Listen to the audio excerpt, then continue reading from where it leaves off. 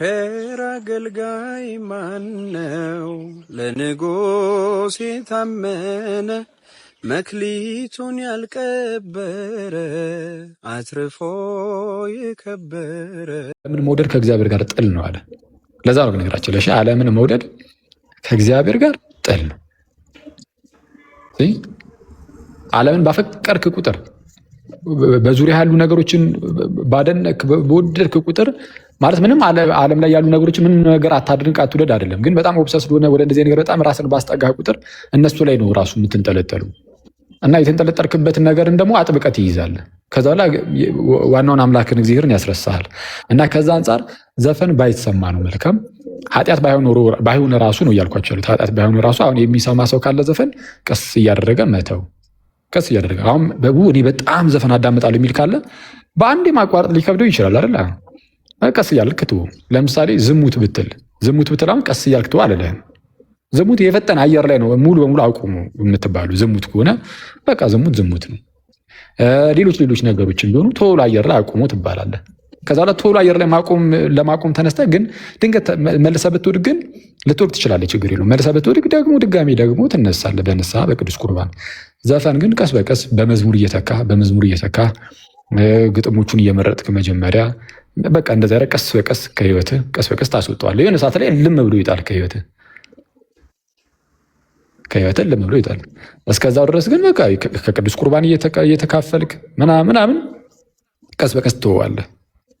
ዘፈን ገና ለገና አዳመጥክና አትቆርብም ምናምን የሚባል ነገር የለም። እንደዛ አይደለም የሚሰራው። በነገራችን ላይ አንዳንዴ አስቸጋሪ ነው። ብቻ ግን ብዙ ኃጢአቶች አሉ ጋይስ። እኔ ከዚህ በፊትም ብያችኋለሁ። ማለት በጣም እንደው ኃጢአት በሞላበት ዓለም ውስጥ ሆነን አንዳንድ ጊዜ የሆነ ግብዝነት እናሳያለን። ግመልን ውጠህ ትንኝን ለማስወገድ ትሞክራለህ። በሌላ ሰው ላይ ያሉን ማለት ነው። ለራስህ እኮ ግመልን ትውጣለህ። ለራሳችን ግመልን ውጠን ጀግና ኃጢአትን ተሸክመን ዘፈን እንዴት ተሰማላችሁ? ዘፈን እንዳልኳችሁ ነው። እኔ መስማት አለብን ብዬ አላምንም። እኔ ፐርሰናሊም ደግሞ በተለይ እኔም እዚህ ጋር ያለ ነው ብዙዎቻችን እንትን አንልም፣ አንሰማም። በቃ አለቀ። ዘፈንን በፍጹም እኔ አልሰማም። ጌታ ኢየሱስ በሚያውቀው ማለት ነው። በጌታ ፊት ሆኜ የምነግራችሁ ለምሳሌ አሁን ወንድማችን ቴዲ አፍሮ ያወጣውን ሙዚቃ እንግዲህ አሁን ቲክቶክ ላይ ስትገቡ ዝም ብሎ ሊመጣባችሁ ይችላል። ዘፈኑን ግን ሂጂ ጌታ ኢየሱስ በሚያውቀው ጭራሽ ቼክም አላረኩትም አንዴም እንኳን ማለት ነው። ለ30 ሰከንድ ገብቼ አልሰማም አላየው። ግን እኔ ዘፈን ኃጢአት ነው ብዬ ግን አይደለም። በራሱ አሁን ሂጂ ልክ ብሰማ ማለት ነው በሰማው በቅስፈት እግዚአብሔር ያየኝና ኃጢአት ሰራህ ልጅ አክሊል እያለ ይመዘግብኛል ብዬ ግን አይደለም።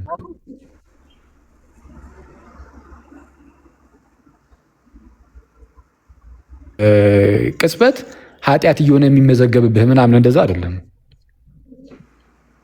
እኔ እስከማውቀው ማለት ነው። እኔ እስከማውቀው ነው። ግን ልሳሳት ግን ይችላለሁ።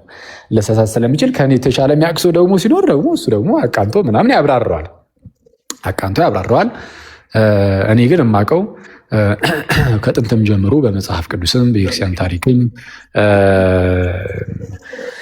ዘፈን ተብሎ የተገለጸው ምንድነው? በተለይ በአማርኛው ነው ዘፈን የሚለው። አሁን መጽሐፍ ቅዱስ ላይም ዘፈን የሚለው በእንግሊዝኛው ምናምን ብትፈልጉት የለም። ዘፈን የሚል ቃል አይደለም ያለው። ግሪኩም ሌላ ነው። ይሄ ብቻ ግን ዘፈን የሚለው ምንድነው? ትልቁ ትርጉሙ ይሄ ሰዎች ተሰባስበው ወይም ደግሞ ይሄ ባጭሩ አሁን በእኛ ዘመን ናይት ክለቦች ውስጥ ያለ ነገር አለ አይደለ? እነዚህ ናይት ክለቦች ውስጥ በጣም እንደው የኃጢአት ዘፈኖች ምናምን ዝሙትን ቀስቃሽ የሆኑ ዘፈኖች እየተከፈቱ እነሱ እየተሰሙ እየተጠጣ እየተሰከረ ከዛ በኋላ መዳራት ደግሞ ይኖራል። መዳራት ማለት የሴክሹዋል የሆኑ ንክኪዎችን እያደረጉ ምናምን በእንደዚህ አይነት ውስጥ ማሳለፍ ይሄ ነው ባይዚ ዘፈን ተብሎ የተገለጸው በመጽሐፍ ቅዱስ። አሁን ስለ መጽሐፍ ቅዱስ የምናወራ ከሆነ ይሄ ነው። ከልክ ያለፈ መጠጥ፣ ስካር ምናምን ኖሮበት እሱ ላይ ጭፈራ፣ እሱ ላይ እንደዚህ የሆነ በጣም ኢሞራል የሆነ የሴክሹዋል ነገር ምናምን የተካተተበት ይህን ነው ዘፈን እያለ የሚጠራው እና በአሕዛብ ዘንድ እንዲህ አይነት ልማድ ነበር እና ጳውሎስ ደጋግሞ እሱን ነገር ከዝሙት ጋር አብሮ እየጠቀሰ አውግዞታል እና እኛም እናወግዟለን ኦፍኮርስ አሁንም። እና በኋላ ላይ በኤርሲያን ታሪክ ውስጥ በኤርሲያን ታሪክ ውስጥም እንዲህ አይነት ነገር ይከለከል ነበር። ይሄ ጥንት ላይ ፓጋኒዝሙ ምናምን በጣም ምንድን ነው ያንተን የሚያስተጋባው መኩስት ሚዩት አድርገው ይረብሻል። ታውቃለህ እኔ እያወራሁኝ እንትን አለኝ ረበሽኝ ነገር። ቴንኪው እሺ አመሰግናለሁ። እና ይሄ ምንድን ነው ወይ ከጣዖታት ጋር እያያያዙ ወይም ደግሞ አሁን ልክ እንዳልኳችሁ እንደዚህ ዝሙታዊ በሆነ መልኩ ምናምን የሚያደርጓቸውን ጭፈራዎች፣ ስካሮች ምናምን እሱን እያያያዙ ዘፈንን መቃወም በኤርሲያን ታሪክ ውስጥም የተለመደ ነው። በእኛ ኤርሲያንም ዘፈን እየተባለ ሲገለጽ ያው እንግዲህ ከመጽሐፍ ቅዱስ የተለየ ሊሆን አይችልም። መቼስ ከመጽሐፍ ቅዱስ የተለየ ሊሆን አይችልም። ይሄው እንደሆነ ግልጽ ነው። እንዲያ ከዚህ ውጭ ግን እንደው አንድ ሰው ኖርማል እንደው በጣም ጤናማ የሆነ ነገር በግጥም መልክ ስሙኝ በደንብ በግጥም መልክ ቢነግራችሁ ጤናማ የሆነውን ነገር ልክ ዜማ ሲጨምርበት ኃጢአት ይሆናል ማለት አስቸጋሪ ነው። ችግሩ ያለው ዜማው ላይ ነው ያስብላል። ዜማው ላይ ከሆነ ደግሞ ለምሳሌ ክላሲካል አንድ ሰው ቢያዳምጥ ቁጭ ብሎ ኖርማል ክላሲካል ነገር ማለት ነው ዘፈን ምናምን ሳይሆን ማለት ይሄ ሰዎች እየዘፈኑ ምናምን ሳይሆን ኖርማል ክላሲካል ብቻ ኢንስትሩሜንታል ነገር ቢያዳምጥ እሱም ኃጢአት ነው። እና ይሄ እኔ ሰዎችን በዚህ ዝም ብሎ ልባቸውን ከማወክ እኔ የሚመስለኝ ማለት ነው። ግን እንዳልኳችሁ እሺ ጋይስ እኔ ልስሳት ስለምችል ከተሳሳትኩኝ በእናንተም ከታች ባላችሁትም እዚህ ገስት ላይ ባሉትም በሌሎች ሰዎችም እታረማለሁ፣ ችግር የለብኝም። እኔ ግን ምንድነው ሀሳቡ ሰዎችን ዝም ብሎ እንደዚህ ዝም ብለህ ግብዝ ሆነህ ምናምን የሆነ ዘፈን በተለይ ዘፈን የማንሰማ ሰዎች ዘፈን የሚሰማ ሰው ስናይ እንደ አደገኛ ሰራርቱን እኛ እኮ ዘፈን አንሰማም። አሁን ወንድማችን አንድ ፕሮቴስታንት ወንድማችን ሲናገር ነበር። ቃሌ ምን አለ? ክርስቲያኖችን እኛን ማለት ነው ልክ የሆነ ቸርች ውስጥ ስትገባ ቤተክርስቲያን ውስጥ ስንገባ ያው ዘፈን አናዳምጥም አይደል? ቤተክርስቲያን ውስጥ መቼ ዘፈን ልስማ የሚል ደፋር የለም። ቤተክርስቲያን ውስጥ ዘፈን አይሰማም፣ ዓለማዊ ነገር ስለሆነ ማለት ነው። ቤተክርስቲያን የምንሄደው እኛ ለመንፈሳዊ ነገር ነው። እና ዘፈን አትሰሙም። ልክ ስትወጡ ግን ዘፈን ትሰማላችሁ።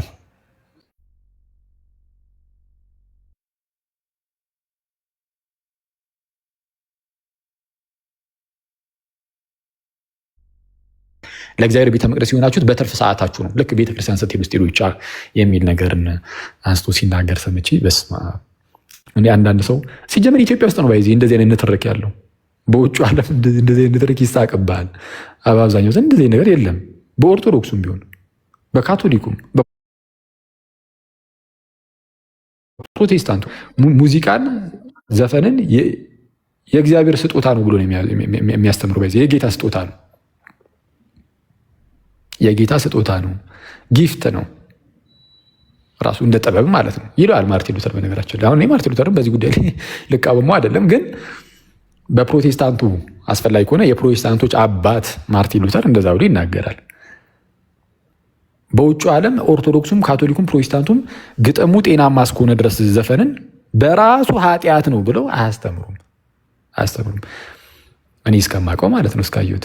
ያው እኛ ሀገር ዝም ብሎ እንደው አንዳንድ ፕሮቴስታንቶች በጣም ጥራዝ ነጠቁ ነው ብዙ እውቀቱም እኔ የእውቀት መጉደልም ጭምር ነው። በነገራችን ላይ ምንም አንተ ምን ነኒ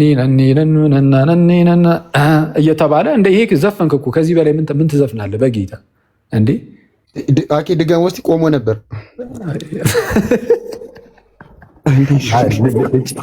ልጨፍር ነው አይደለም። ዘማሪው ራሱ ይቅርታ ብሎበታል እና የአኪን ድምፅ ቢሰማ እንደገና አልበሙን ያወጣዋል። አሳድግ እንዴ በእውነት እንዴ ዘፍናር እኮ ኦልሬዲ ብራዘርዬ ያማል እንዴ። እሺ እሱን ተው፣ የፈለግከው ሌላ ኖርማል ምንም የፕሮቴስታንት መዝሙሮች እኮ ምንም ስጋዊ እኮ ናቸው አይደል? እናውቃለን ማለት ስለ ግጥማቸው እያወራኝ አይደለም። እንግዲህ በግጥም ደረጃ አንዳንዱ ጥሩ ሊሆን ይችላል ለራሳችሁም ማለት ነው። አንዳንዱ ደግሞ ምንም ዝም ብሎ ነው የማይረባ ነው ልትሉ ትችሉ ይሆናል። ከራሳችሁ አንጻር አይታችሁ ይሄ በሁሉም ዘንድ ሊታይ የሚችል ነው። እኛ ጋርም ምንም ግጥሙን አይቼ ይሄ ዝም ብሎ ነው ልል ይችላለሁ። የሆነ መዝሙርም ማለት ነው ማለት እንግዲህ ግጥሙን ጋይስ ያው መዝሙርን የመናቅ ጉዳይ ሳይሆን ግጥሙን የሚገጥሙት ሰዎች ናቸው። እንደዚህና እንደናንተ አይነት ሰዎች የመዝሙርን ግጥም የሚገጥሙት። ለምሳሌ እኔ ትምህርትን አስተምሬ አይ ዝም ብሎ ትምህርት ነው ዛሬ እንኳን ምንድን ነው ምናምን ልባል ይችላሉ። መዝሙርም አንድ ሰው ዘምራሉ ብሎ ተነስቶ ግጥም ገጥሞ ነገር ግን ሁሉም ይሰርበኛል ቢለኝ እኔ ይሄ እንኳን አይረባም ይሄ ግጥም ምናምን ማለት አይቀርም። እና እኔ እንደዛ ልል ይችላለሁ። እና አብዛኛውን ጊዜ ግን በፕሮቴስታንት ውስጥ ግጥሙ እንዳለ ሆኖ በቃ የሆነ ሁኔታው ምናምን በቃ የሆነ የስጋን ውስጥ ላይ ያለ ስሜትን የሚያነሳሳና የሆነ ስጋህን የሚያስደስት አይነት ነገር ተደርጎ የሚሰራ ነው። ለዛ ነው አሁን ለጆሮ የሚስብ ለስጋህን ሞቅ ሞቅ የሚያደርግ ምናምን ሲደረግ ለዛ ነው። እና አፍተሩል ዘፈን እናንተ ሰማችሁ አልሰማችሁ ትልቅ ነገር አይደለም። ከዘፈን ልታገኙ የምትፈልጉትን ሞቅታውን ከመዝሙር ታገኙታላችሁ። በነገራችን ላይ እኛ በመዝሙር ውስጥ ከዘፈን የሚገኘውን ሞቅታ ማግኘት አንፈልግም። ከዘፈን የሚገኘው ሞቅታ ኖርማል ጊዜያዊ የሆነ ከስጋ የሆነ ለስጋ እንደ ስጋ የሆነ ሞቅታ ነው እና በመዝሙር ውስጥ የምንፈልገው ቀጥታ መንፈሳችን ጋር የሚሄድ ልባችንን የሚነካ ልባችን ላይ የሚቀመጥ እግዚአብሔርን እንድናየው የሚያደርገን ነገር ነው የምንፈልገው እንጂ ዝላይ አይደለም። እናንተ ጋር እንዳለ ዝላይ ነው፣ ጭፈራ ነው። ምንድን እና እንትን አትበሉ፣ ግብዝ አትሁኑ ፕሮቴስታንት ወንድሞች ማለት ነው። ግብዝ፣ በጣም ግብዝ። በስመ አብ። አንድ አሁን ነቢይ ለኢትዮጵያ ኦርቶዶክስ ቤተክርስቲያን መልእክት አለኝ አለ። አይታችሁት ከሆነ ማለት ነው የተቆረጠ ቪዲዮ አይቼ ነበርና መልእክት አለኝ። መልእክቱም ቤተክርስቲያን ምንድነው የወንበዴዎች ነው እና የዘፋኞች ዋሻ አይደለችም። አሁን ወንበዴዎች የሚሉ ዘፋኞችን መሆኑ ነው። ለምሳሌ ከዘፋኞች አሁን ሰሞኑን ስለ እንደዛ ያለው እንግዲህ ከቴዲ ጋር ተያይዞ መሰለኝ። እኔ እርግጠኛ 101% እርግጠኛ ሆኜ የምናገረው ነገር ቴዲ አፍሮ ክርስቲያን ከሆነ ማለት ነው ኦርቶዶክስ ከሆነ ከዛ ከነብዩ ይልቅ በጌታ ፊት ሆኜ ነው የምነግራችሁ ቴዲ አፍሮ ለእግዚአብሔር በጣም ቅርብ ነው ከዛ ሰውዬ ይልቅ። ይህን 101% እርግጠኛ ሆኜ መናገር እችላለሁ።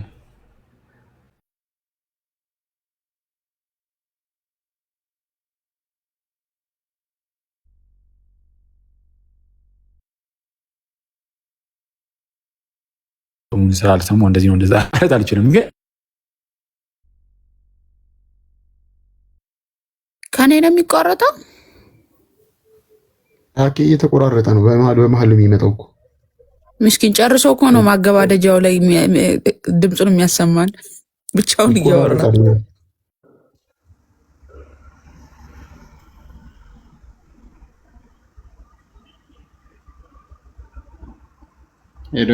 ወጣ።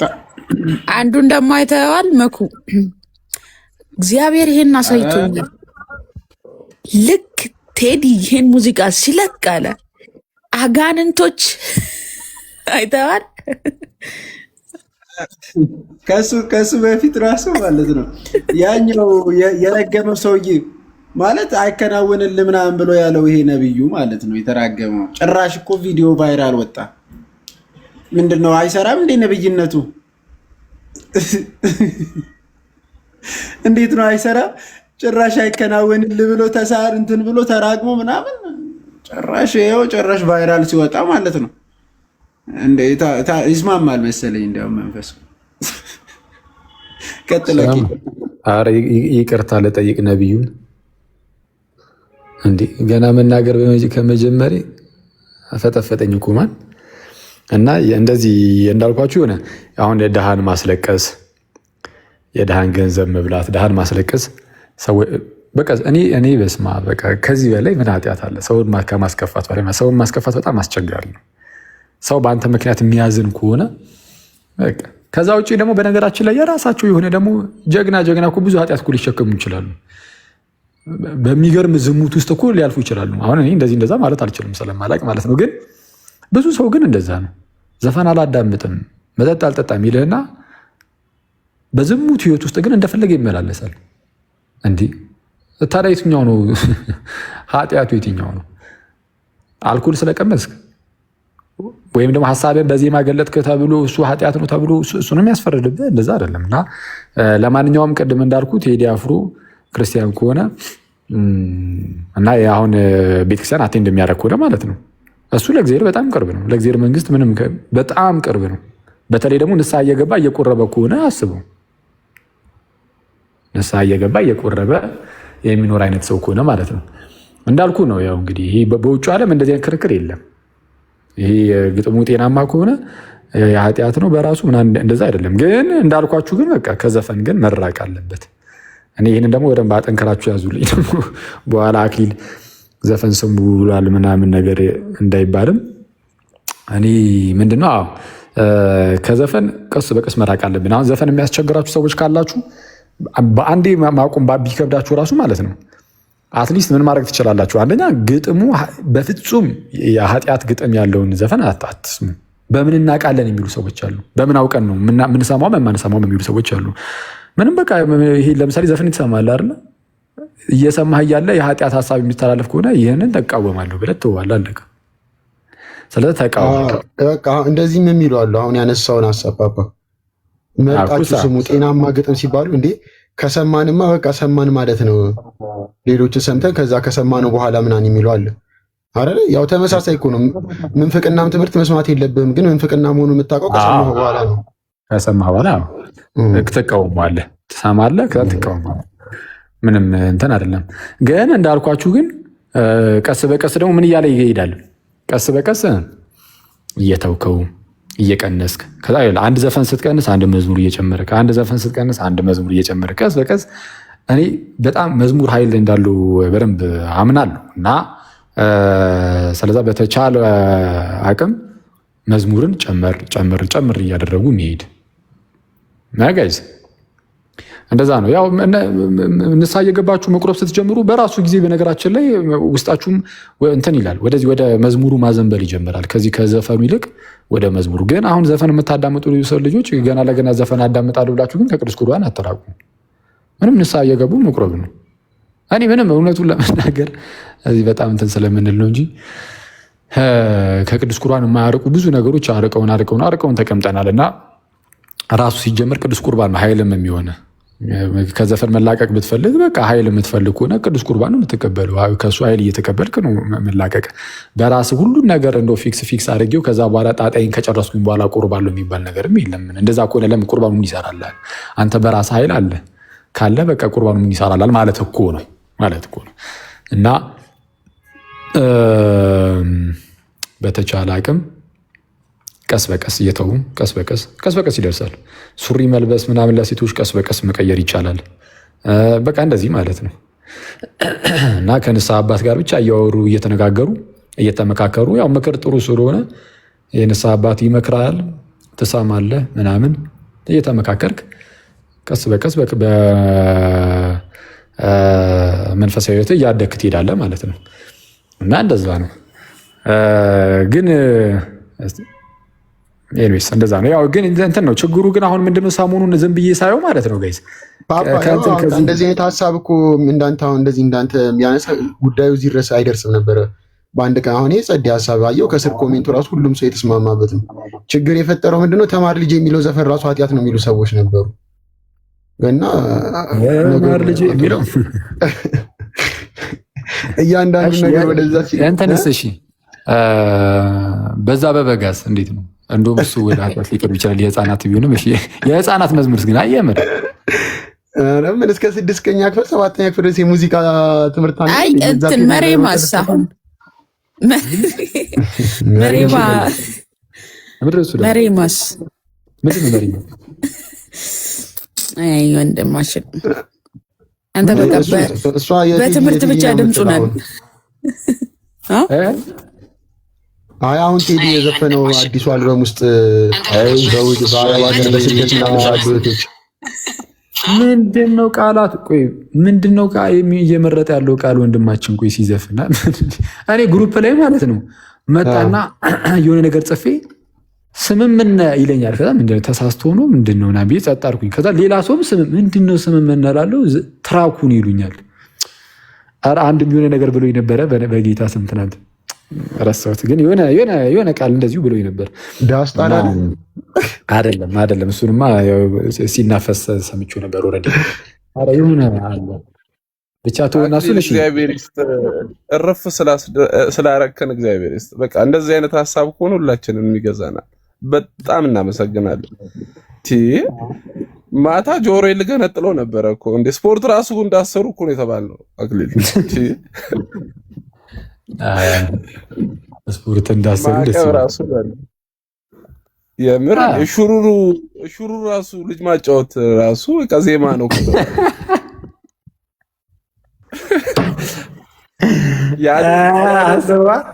ሹሩሩ ስትል ኃጢአት ሲባስብ ሲሰጥ ያልወለደ ፈትዋ ይሰጣል። ልጁን በኩርኩም ማስተኛት ነው እየተባለ እኮ ነው። አፈነ ለገለው ነው እንዴ ባለቀሰ ቁጥር እንዴ ያማል እንዴ እዩሩሩማ ግድ ነው ያማል እንዴ። አይ ግን እንትን ነው የሆነ ጥበብ እንደሌላቸው መመላለስ አይመጣውም። ያው ሁኔታውን አሁን ግን ማለት ነው ኦኬ በቀደም በነጠጠ ያሉት ዘፋኝ አርቲስት ማነው ነበር? አሁን የእሱ ሙዚቃ የእኛ ልጆች በጣም እያራገባችሁ ሶሻል ሚዲያ ላይ ጭራሹ ነው እሱ ሲፈነጥጥ ሙዚቃው ቫይራል ወጣ ብለው እኔ በጣም ገርሞኙላ ቫይራል አወጥተውለት ነበር። እና ያን ጊዜ ለምንድን ነው ሙዚቃ ኃጢአት ነው አሁን ላይ እንደተነሳው አጀንዳ አቤልም የሚሉት ነው። አዎ እንደተነሳው አጀንዳ ለምንድን ነው ሙዚቃ ኃጢአት ነው የሚለውን ነገር አባቶችም ቤታቸውን ከፍተው ምናምን ለምንድን ነው ያልሄዱበት? ማለት አሁን ላይ ለምን አጀንዳ ማለት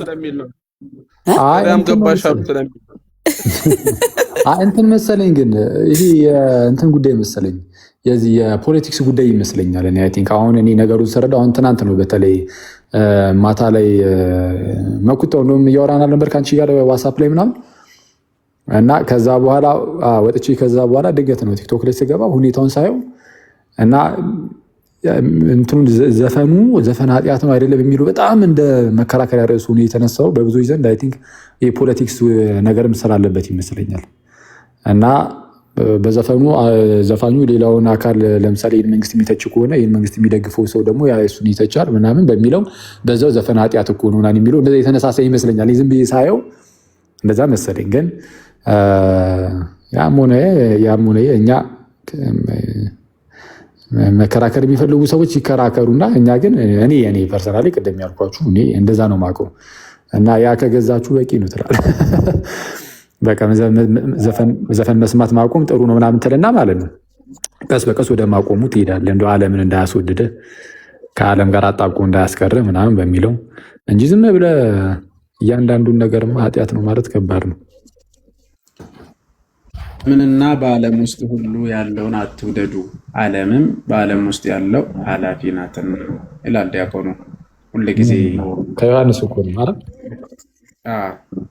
ያንን ዮሐንስ መልእክት ላይ ያለው የሚገርመው ቢኒ አንዴ ቆይ ትቀጠላለህ። ይቅርታ ይኸው ከታች አንዱ ምን ይለኛል ታዲያ ዘፈን እንስማ ይለኛል። እኔ ለምንድን ነው ግን እኔ አንዳንድ ልጆች በጌታ በኢየሱስ ማለት ቆይ አንዴ ቆይ መጀመሪያ ክርስቲያን ነው ጴንጤ ነው አየሁት አሁን ገብቼ ዩ ነው ስሙ ዩ ምናምን የሚል ስም ያለው ገብቼ ጴንጤ ነው። እኔ ደግሞ ክርስቲያን መስሉኝ አይቶ በቃ አልመልስለትም። ቀጥል ቢኒ።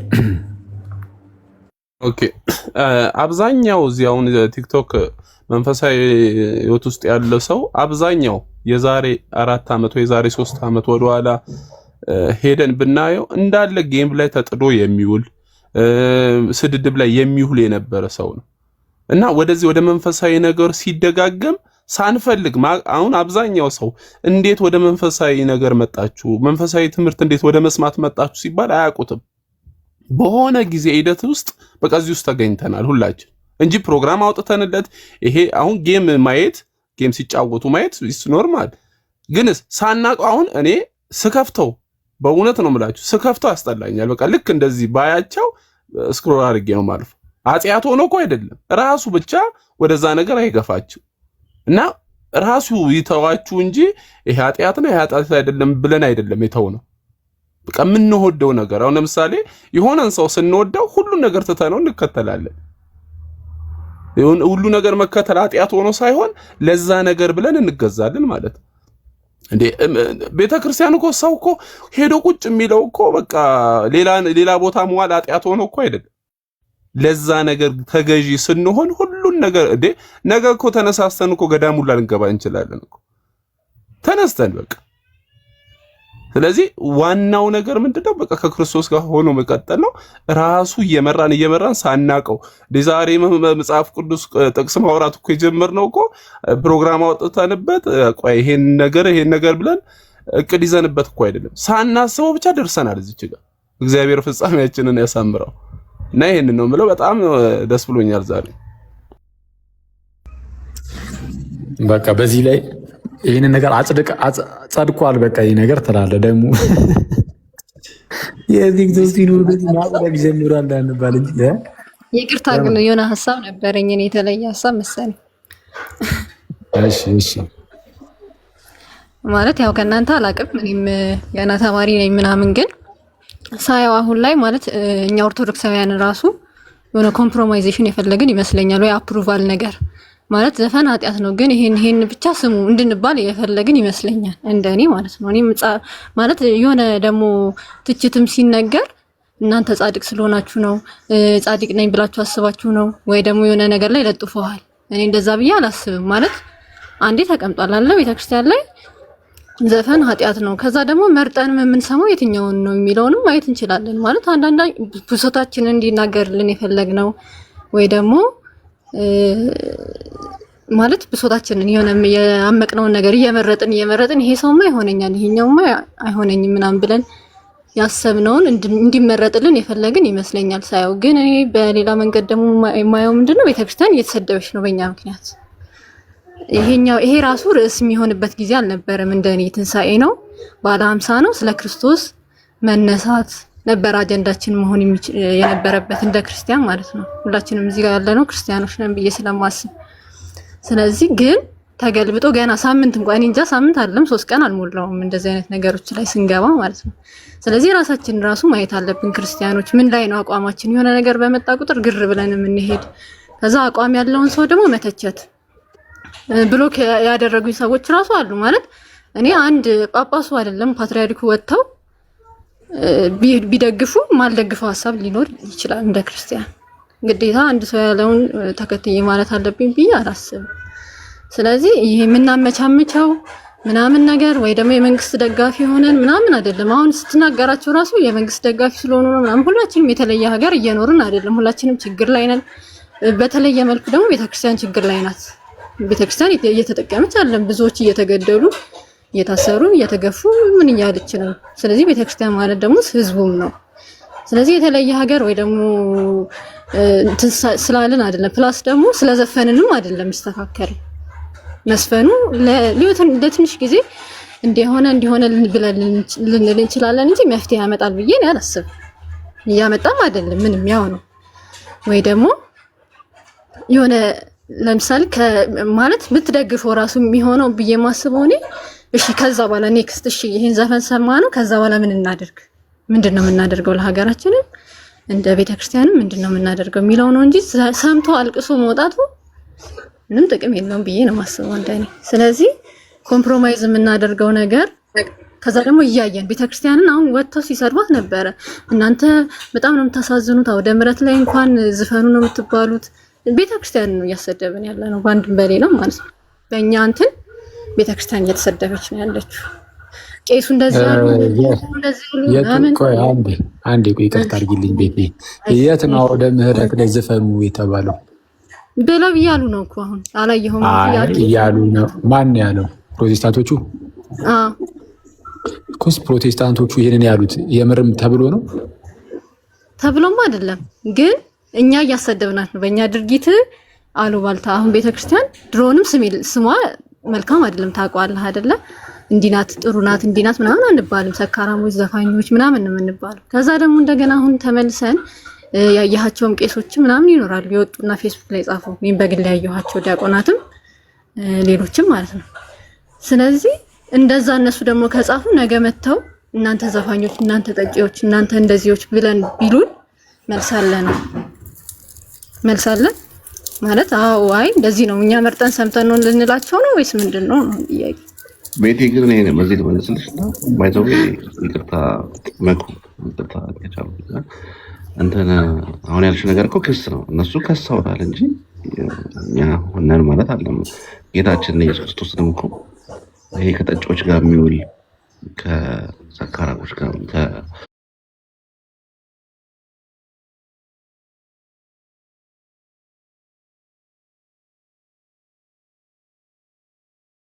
ከሷል ግን እንደዛም እንዲያደርጉ መንገዱን ደግሞ እየሰጠናቸው ነውና ክርስቶስን እኮ ቢከሱት ክርስቶስ ግን በዛ መንገድ አልሄደላቸውም። እንዲከሱት ሆኖ አይደለም ይሄዱ አይደል?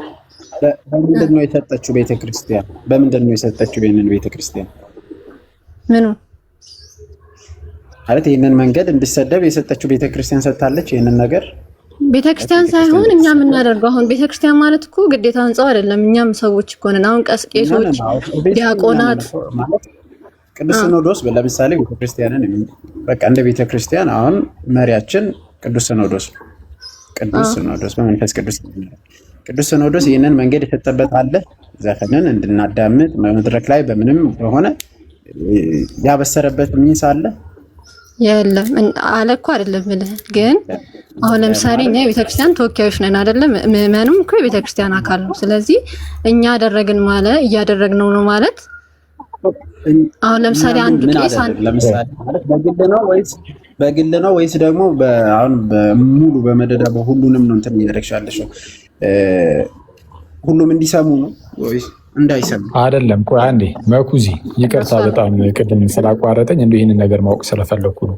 ፕሮቴስታንቶቹ ዘፈን ስሙ ይላሉ እና እናንተ አውደ ምህረታችሁ ላይም ዘፈን ስሙ የምትባሉት እያሉ ነው አለሽ። እንደዛ ተብሎ ነው ብለዋል። አሁን ይኸውልህ ምንድነው መሰለኝ የኔ ሐሳብ ምንድነው ብለዋል። እስቲ ካሉ እኮ ሳሳይን እስቲ የቱ ጋር ነው የተባለው? ቤቴ አለ ቪዲዮም አለ እኮ እንዴት እንዳላያችሁት አላውቅም፣ ግን እኔ ሪፖስት ራሱ ያረኳቸው ቪዲዮዎች አሉ። ሙዚቃ ስሙ የተባለበትን አይደለም አኪ እሱን እኮ እየጠየኩሽ ያለሁት እኔ ዘፈን ስሙ አሁን ይኸውልሽ አንቺ ያልሽው ፕሮቴስታንቶቹ እናንተ ከወደ ምህረታችሁ ላይም ዘፈን ስሙ ነው የምትባሉት እያሉን ነው፣ እያሰደብናት ነው ቤተክርስቲያንን አልሽ። ከዛ በኋላ እኔ ደግሞ ምን አልኩሽ? የምርም አውደ ምህረት ላይ ዘፈን ስሙ ተባለ ወይ አልኩሽ። ተብሏል ካልተባለ ኩስ እነሱ ግን ፕሮቴስታንቶቹ ግን እየሰደቡ ነው ያሉት። በዚህ ነው ባልተባለ ነገር እኮ ነው እየሰደቡ ነው ያሉት። መተሽ ክርስቲያኖችን መውቀስ አትችይማ ቤቴ። ቤተክርስቲያን እያሰደብናት ነው ማለት አትችይም። ለምንድን ነው የማትችይው? በሌለ ነገር ሆነ የተከሰሰው ክርስቲያኖችን መናገር አትችልም። እንደሱ ደግሞ ለማለት እኮ እንደሱ ሳይሆን ምለው ነው አሁን ይወላኪ ለምሳሌ ቄሶች ምናምን ወጥተው ጽፈዋል። ዘፈን ኃጢአት አይደለም እንደዚህ ነው ምናምን ብለው ጽፈዋል። አሁን ምንም የማይዋሽ ነገር ማለት ነው። ስለዚህ እኛ እንደዚህ ያሉ ኃጢአት እህታችን አንበበሻል። በመጀመሪያ ዘፈን ኃጢአት ነው፣ ግን እንደዚህ አሁን ለምሳሌ ቤተክርስቲያን ወይ አባቶች ምናምን ስላልተቃወሙ ካለመቃወም ይህንን ዘፈን መስማት ይሻላል። ገባ? ዝም ስላሉ ይሄ አገላለጽ ይባላል። ከዚህ ውጭ ግን አሁን አንቺ ዘፈን ይሄ ኖርማል አንድ ሰው ለምሳሌ ኃጢአት ያሉንን ሀሳብ በዜማ ስለገለጸ ኃጢአት ነው እያልሽ ነው? እኔ ኃጢአት ነው ምናምን ነገር እኔ ፈራጅ አይደለሁም፣ እየፈረድኩባቸው አይደለም። ግን እኛ በመናደርገው ነገር ፈራጅ ምን አድርገሽ አብዛኛውን የሚታወቀው እኮ ኦርቶዶክሳውያን ዘፋኞች እንደሆነ ጨፋሪዎች እንደሆነ ምናምን ነው። ደግሞ እንደዛም ነው ሲታይም ራሱ። ኦኬ በህይወታችን ምልልስ ነው የምትይኝ? አሁን ከቅድስና ከመኖር አንጻር ምናምን እሱንም አዎ ያሁን እንዳልኩሽ ምንድነው ማድረግ ያለብን? እውነቱን ለመናገር ከዘፈኑ ይልቅ እንደው ከሆነም ለነሱ ብለን አይደለም እውነቱን ለመናገር ለፕሮቴስታንት ወንድሞቻችን ብለን ሳይሆን እንደ አጠቃላይ እግዚአብሔርን ደስ የሚያሰኘው ኑሮ ኧረ መኩ በጌታ ሚዩት አድርገው። በጣም የሚረብሸው ከይቅርታ ጋር ያስተጋባል መሰለኝ። ጴንጤ ናት ነጠላ አድርጋ የምትሉ ሰዎች ደግሞ እግዚአብሔር ይቅር ይበላችሁ። የጴንጤ ዘርም የለብኝም እንኳን አይደለም። ይቅር ይበላችሁ። እኔ ሀሳብ መግለጽ መውደድ አለብን። ሁላችንም ጭፍን ተከታይ መሆን የለብንም ማለት እንደዛ ነው። እሺ እና አሁን አንቺ እንዳልሽ ክርስቲያን ማለሽ እንትን አንድ የሚዩት አድርጉ። ቆይ እስኪ ትንሽ አንቺ ነው እንደሚረብሽው ከመኩ ይልቅ። እሺ ከዛ ታወሪያለሽ። ይሻላል እንዳልሽው ክርስቲያኖች ቤርሳንን እያሳደብን ነው። ይሄ ዓለማዊ ነገር ላይ በጣም በመሳተፍ አይነት ነገር ነው እያልሻለሽ። ከዛ አንጻር ከሆነ በህይወት ምልልስ ምናምን ውስጥ እውነቱን ለመናገር እንዳልኩትም እውነቱን ለመናገር እንደው ለሌሎች ቤተ እምነቶች ብለን አይደለም ለፕሮቴስታንት ወንድም እህቶች ምናምን እነሱ እንደው እንዳይሰድቡን ምናምን ብለን እንደዛ ቢሆን የማስመሰል ስራ ነው የምንሰራው። ስራችን ሁሉ የማስመሰል ይሆናል። እነሱ እንትን እንዳይሉን እናድርግ ማለት ይሆናል። ኢንቴንሽኑ ጉድ አይሆንም ማለት ጥሩ አይሆንም። ጥሩ ኢንቴንሽን አይሆንም። ይሄ ከጀርባ ያለው ነገር ዘፈኑንም ቢሆን ሌላ ነገሩ የምንተወው ብንል የምንተውበት ይሄ ሞቲቭ ከኋላ ያለው ከጀርባ ያለው ሀሳብ ጥሩ አይሆንም። እና ምንድን ነው ከተባለ ክርስቲያኖች በቅድስና ህይወት መመላለስ አለብን ወይ? ምንም ጥያቄ የለውም። በቃ በጣም እንደው መስራት ያለብን እዚህ ላይ ነው። የዘፈን ምናምን ጉዳይ አይደለም። በነገራችን ላይ ዘፈን በኋላ ላይ የሚመጣ ነው። ዘፈን ከብዙ ዓለማዊ ነገሮች በጣም ተራው ነገር ነው። በጣም ተራው ነገር ማለት ነው። ኦኬ ዘፈን ስል እንዳልኳቸው አይነት ኖርማል ይሄ ጤናማ የሆነ ግጥም ያላቸው ዘፈኖችን ስለሰማህ በጣም ዓለማዊ ነህ ማለት አይደለም። እና በጣም ብዙ ኃጢአቶች አሉ። በጣም ብዙ የስጋ ስራ የሚታይባቸው ነገሮች አሉ። ከነሱ በጣም ፈቀቅ ማለት ዘፈን ከሆነ ልክ ናይት ክለብ ላይ እንዳለው አይነት ከእነዚህ ነገሮች በጣም መራቅ ያስፈልጋል። አስቀድሞ መጀመሪያ እንደዚህ አይነት ቦታ ላይ ያለን ሰዎች ነው መታረም ያለብን። በየናይት ክለቡ እየገባን እየጠጣን እያጨሰን እየሰከርን ከሴቶች ጋር በመዳራት ውስጥ ምሽቱን የምናነጋ ወንድሞች እህቶች ካለን ክርስቲያኑንም ማለት ነው በቃ ይሄ የአህዛብ ልምምድ ነው። ይህ ግልጽ የሆነ የአህዛብ ልምምድ እየጠጡ እየሰከሩ ከሴት ጋር እየተዳሩ ሴቷም ከወንድ ጋር እየተዳራች የምታነጋበት ወይም የምታመሽበት አይንጋም አያምሽም ለተወሰነ ሰዓትም ቢሆን በእንደዚህ አይነት ሁኔታ ውስጥ የሚያሳልፉ ክርስቲያኖች ስናይ ይሄ በጣም ዓለማዊነት ይባላል። ዝሙት፣ ከተለያዩ ሴቶች ጋር ከተለያዩ ወንዶች ጋር መውጣት ምናምን እንደነዚህና መሰሎች፣ ቅንዓት፣ ትዕቢት አሁን እነዚህ በጣም ብዙ ጊዜ የማናነሳቸው ገንዘብን መውደድ። ዘፈን አዳማጭ ብትሆን ይሻላል ገንዘብን ወዳጅ ከምንሆን። ዘፈን አዳማጭ መሆን ይሻላል ትዕቢተኛ ከምንሆን። ለምሳሌ እንዳልኳችሁ ነው። እኔ አሁን ዘፈን አላዳምጥም ብያችኋለሁ፣ ግን በልቤ ላይ ትዕቢት በደንብ አድርጎ ቢሞላ ምን ዋጋ አለው? ዘፈን አላዳመጥኩም እና የሚጨምርልኝ ነገር እኮ ምንም የለም። አነስትሊ ትዕቢት በልቤ ውስጥ ባይኖር ራሱ ዘፈን ስላላዳመጥኩኝ ምንም የሚጨምርልኝ ነገር የለም። ያን ያህል ማለት ምንም የሚጨምርልኝ ነገር የለም ስላችሁ እንደ ትልቅ ጽድቅ አይደለም። እውነቱን ለመናገር ዘፈንን አለመስማት በራሱ ጽድቅ አይደለም። የጽድቅ ስራ እኮ አይደለም። ዘፈንን አለመስማት በራሱ የጽድቅ ስራ አይደለም። እና እኛ ክርስቲያኖች ዘፈንን መስማት በራሱ ዓለምን ወደ መውደድ ስለሚያመጣ ነው አንሰማም ብለን እየተውነው ንቀነው እንሄዳለን፣ እንንቀዋለን። ዓለምን እንድትወድ የሚያደርግህ ዘፈን ብቻ እኮ አይደለም። ፊልም ማየት ራሱ እኮ ዓለማዊ ነገር ነው፣ እናውቀዋለን፣ እንረዳዋለን። ግን ዘፈን ራሱን የቻለ ኃይል አለው። ልክ እንደ ፊልም አይደለም። ዘፈን ትንሽ ከረር ይላል። እንዴት? በጣም በውስጥህ የሆነ ዓለምን የመውደድ ነገር በጣም ይጨምርና የሆነ ሰዓት ላይ ከዓለም ጋር በጣም አታችድ ትሆናለህ፣ በጣም ትጣበቃለህ። እና እሱ ነገር አስቸጋሪ ያደርጓል። እና ከዛ አንጻር እንደ ዘፈን አንሰማም አለ እንጂ ከዘፈን ይልቅ ኧረ በጣም ብዙ የሀገር ኃጢአት ነው ያለው እንደ እሱ ላይ በተሰራ እና ቀላሉ ላይ ብዙ ሰው በጣም ቀላሉ ነገር ያስጨንቀዋል። ሴት ልጅ እንደው ሱሪ ማለት ይኸው እንደ ሪቪሊንግ ያልሆነ ማለት ነው እንደምንላችሁ የሰውነቷን የሚያሳይ ምናምን አይሁንና እንደው እንደዚህ አይነት ሰፋ ያለ ሱሪ ብትለብስ ኃጢአት ነው። እንደዚህ የሆነ ጤናማ ግጥም ቢኖረውም የሆነ ዘፈን ከተሰማ በቃ ኃጢአት ብሎ ተደመድምና ዞር ስትል ጀግና ግመል የምትውጥ ከሆነ ምን ዋጋ አለው? አይደለም፣ እንደዛ አይደለም። ክርስትና እንደዛ አይደለም። ቀስ በቀስ ታድጋለህ፣ አለቀ። እያደግህ ነው የምትሄደው። መጀመሪያ ግን ሙሉ በሙሉ ኮምፕሊትሊ ቁርጥ የምታደርጋቸውን ኃጢአቶች ትቆርጣለህ። ለምሳሌ ቅድም እንዳልኳቸው አይነት ዘፈን ያው ትርጉሙ ስለሚለያይ ማለት ነው። ዘፈን አንደኛው ይሄ ልክ የናይት ክለብ ውስጥ ያለው አይነት ዘፈን ነው።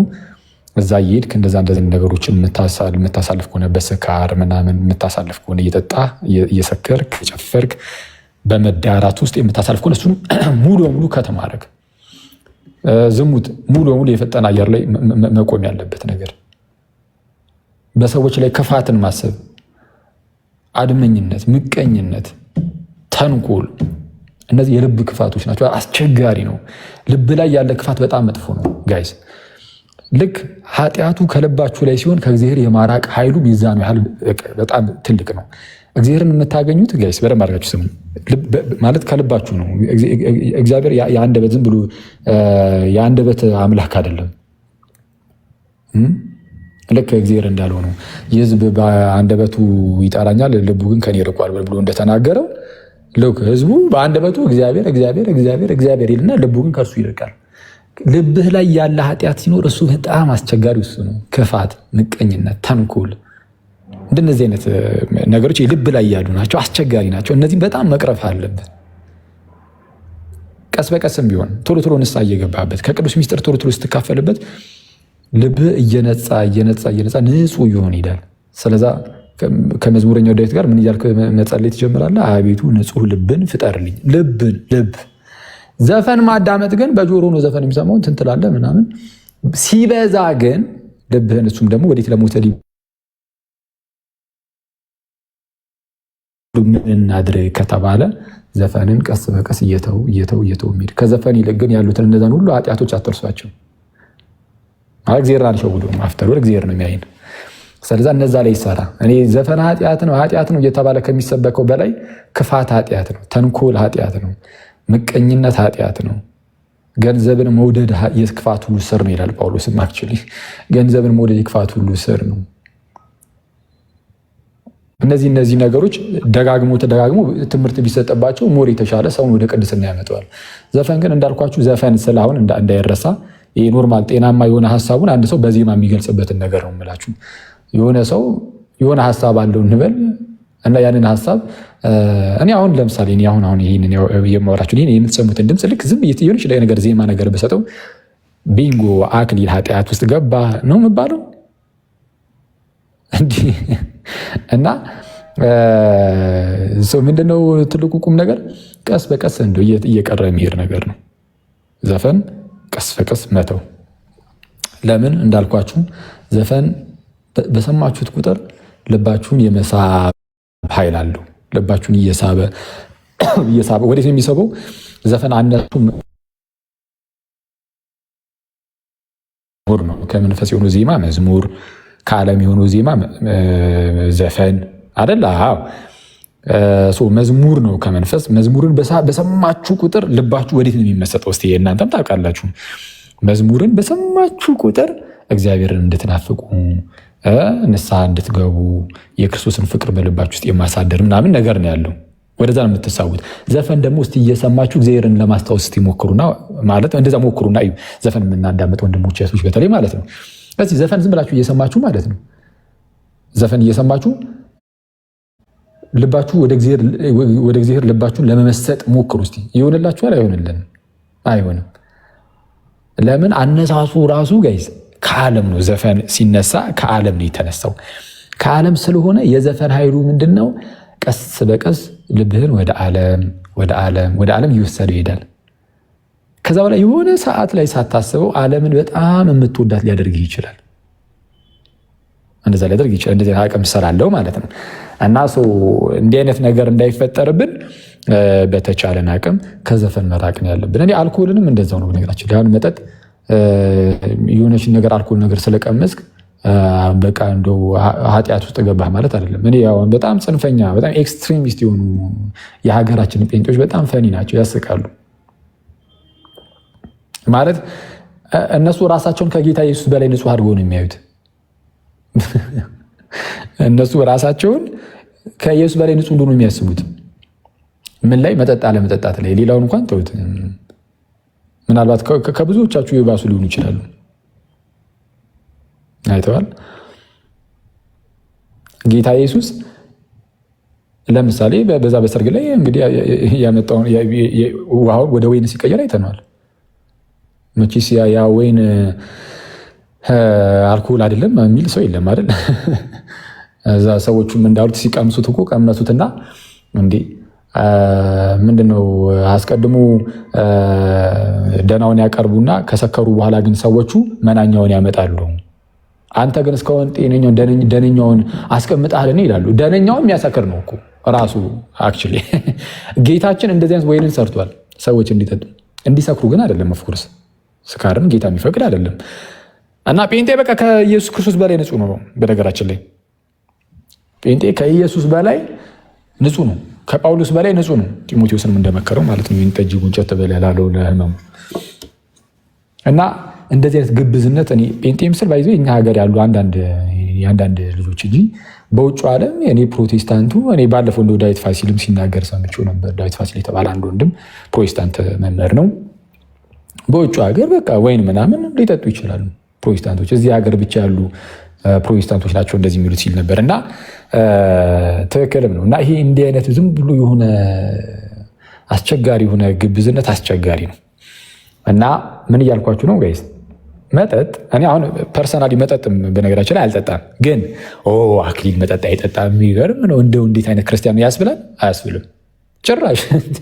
አሁን እናንተም ራሳችሁም በነገራችን ላይ መጠጥ ጭራሹኑ ባትቀምሱ፣ ዘፈን ጭራሹኑ ባትሰሙ በቃ ጥሩ ክርስቲያን ምናምን ያን ያህል እንደዛ የሚያደርጋችሁ አይደለም። በቃ ምንም የሚካበድለን ነገር የለውም። ተራ ነገር እኮ ነው በጌታ ስም። አሁን ዘፈን አላዳመጥክምና መጠጥ አልጠጣህምና እንደ አደገኛ ክርስቲያን ራስህ ልታይ ነው እንዴ? ይህ ዝም ብሎ ተራ ነገር ነው። በጣም ተራ የመጨረሻ ተራ ነገር ማለት ነው። ግን የሚቀምስ ሰው ቢኖር ማለት ነው ለምሳሌ መጠጥ አንቃወመውም አይደለም። ግን ምን ብለን ግን ማለት ምን አይነት ሀሳብ ልንሰጥ እንችላለን? መጠጥ ቀስ በቀስ ጎንጨት በተባለ ቁጥር ግን የሆነ ሰዓት ላይ ቀስ በቀስ ምናምን ደግሞ እንዳትወድቅ አይተዋል። የሆነ ሰዓት ላይ አብዝተህ ጠጥተህ ደግሞ እንዳትሰክር፣ ራስን እንዳትተው ምናምን፣ ራስን እንዳትሰጥ ምናምን፣ ወደ ሌላ ኃጢአትም እንዳትጋበዝበት ሰማያዊ የሆነ ቲፕሲ ሙድ ውስጥ ምናምን ስትሆን ደግሞ ሰውነት ሌላ ነገርም ሊያምረው ስለሚችል ወደ እንደዚህ አይነት ሙድ ውስጥ እንዳትገባ ምናምን ምን እንላለን? በቃ እንደው ይሄ መጠጡ ግን እንደው ቢቀር ባይጠጣ ብለን እንመክራለን። ወደ ሌላ አሁን ለምሳሌ የሆነ ተውት፣ ቆይ እሱን አልንገራችሁና ኤኒዌይስ ብቻ ግን በቃ እንደዚህ ብለን እንመክራለን። በራሱ ግን እንደው መጠጥን ጎንጨት ተሰላል ኃጢአት ማለት አይደለም፣ በራሱ ኃጢአት አይደለም። ግን መስከር ግን የለብንም። ስካር ግን የሚመጣው ከጉንጨቷ ነው እንደምታውቁት። ቀስ በቀስ ወደዛ ሊያድግ ይችላል እና ቅድመ ጥንቃቄ ስለሚያስፈልግ ቢቀር እንላለን። ዘፈንንም ቢሆን የሆነ ሰው ጤናማ የሆነ ሀሳቡን ፖለቲካዊ ሊሆን ይችላል ምንም ይሁን ማለት በየትኛውም ሳይዶኝ ሳይሆን በየትኛውንም አይዲዮሎጂ ግን ኃጢአት እስካልሆነ ድረስ ነው የምላቸው። ዜማ መቶ ቢገልጽ በቃ ያ የገለጸው በዜማ ስለገለጠ ኃጢአት ብለን እየደመደምን አይመስለኝም። እኔ እንግዲህ እንዳልኳችሁ ቅድም ልሳሳት እችላለሁ። እኔ ከተሳሳትኩኝ ግን ያው እታረማለሁ። የሃይማኖት ጉዳይ ስላልሆነ ዶግማ ምናምን አስተምህሮ ምናምን ስላልሆነ ችግር የለውም። እናንተም ልታረሙ ትችላላችሁ፣ ሌላውም ሰውም ደግሞ ሊያርምን ይችላል። ምንም ችግር የለውም። ጤናማ ነው፣ እታረማለሁ። ግን ምንድነው እንዳልኳችሁ በራሱ እንደው አንድ ሰው ሀሳቡን በዜማ ስለገለጠ አንተ ኃጢአት ሰርታል በዜማ ገልጣል ሀሳብህን ምናምን ሳይሆን ያው ያ ሀሳብ እንግዲህ በጣም ምንድነው ስሙ የዓለም ሀሳብ ስለሆነ በዜማ ሲሆን የሆነ አቅም ያገኛል። ምን አይነት አቅም ነው የሚያገኘው? የእናንተን ልብ መግዛት፣ ቀስ በቀስ ልባችሁን እየገዛ ሄድና የሆነ ሰዓት ላይ በልባችሁ ላይ ዓለም ትሰለጥናለች፣ ዓለም ትነግሳለች። ዓለም ስል ቆንጂትን አይደለም፣ ይህንን ዓለም ማለት ነው። እና ይህ ዓለም በልባችን ላይ በነገሰ ቁጥር ከእግዚአብሔር ጋር ጥል ነው ብዬ ነገርኳችሁ። ለዛ ነው እና ስለዛ ወደ እንደዚህ ነገር ላለማደግ ከዘፈን መራቅ አስፈላጊ ነው። ዘፈን መስማት ማቆም፣ በአንዴ ማቆም አልችልም የሚል ሰው ካለ ችግር የለም፣ ቀስ በቀስ አቁም። አትሊስት ግጥሙን እየመረጥክ መጥፎ ግጥም ካለው የምትሰማው ዘፈን አሁኑ ነው ተቃውሞ።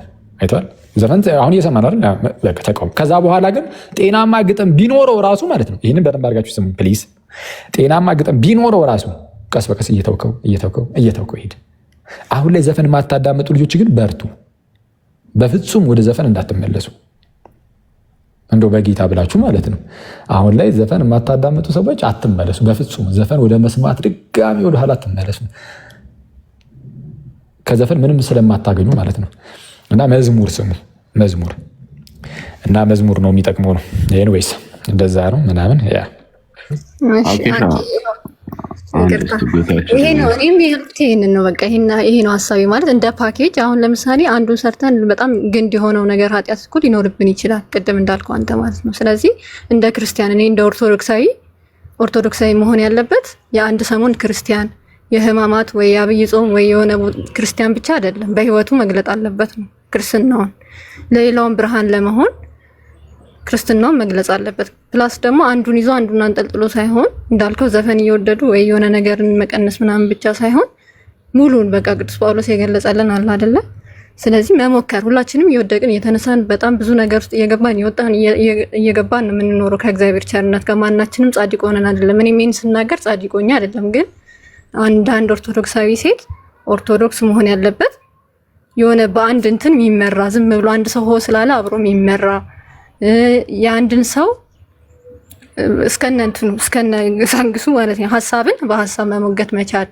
ከዛ ደግሞ የፌስቲቫል ይሄ ክርስትናችን ፌስቲቫል ሆኗል አሁን እንደኔ ማለት የሆነ የሾ የሆነ መታየት ከዛ በኋላ መርሳት እንደዛ ነው የሆነ ያለው። ስለዚህ በህይወታችን እየተገለጸ ስላልሆነ በየትኛውም ነገር ህይወታችንን ብንገልጽ ስለዚህ ብትሳደቡ ምን ብትሉ እኔ አይገርመኝም። የራሴን ሐሳብ ተናግሬያለሁ። እኔ ጻድቅ አይደለሁም ኃጢአተኛ ነኝ። ግን ኦርቶዶክሳዊ እንደዚህ ቢሆን ብዬ እመኛለሁ። መመኘውን ነገር ነው የምናገረው። ፕላስ ደግሞ ሌሎች እንዳይሰደቡን ወይ ደግሞ ምናምን በማስመሰል እንመላለስ ሳይሆን ያንን ነገር እኮ ክርስትናችንን በትክክል ስንኖረው ሌሎቹም መተው ደግሞ አሃ ለካ ክርስትና ይሄ ነው። ግን አሁን ግን እያስመሰልን ልክ ቤተክርስቲያን እሁድ ያይንና ሰኞ ዕለት ሌላ ቦታ የሚያይን ከሆነ ክርስትናችን ባዶ ይሆናል ማለት ነው። በተግባራዊ ክርስትና ይኖረን ነው ሐሳቤ እና ያንተንም ሐሳብ ደግፈዋለሁ። ሁሉንም በጊዜው በሂደቱ ማጥራት ራሳችንን ማጥራት ሌሎቻችን ላይም ፈርደን ሳይሆን መሞከር መቻል አለብን የሚል ሐሳብ ነው ያለኝ። ካስቀየምኳችሁ ይቅርታ። አመሰግናለሁ። መኩሻ አንድ ደቂቃ ብዙ አላወራም።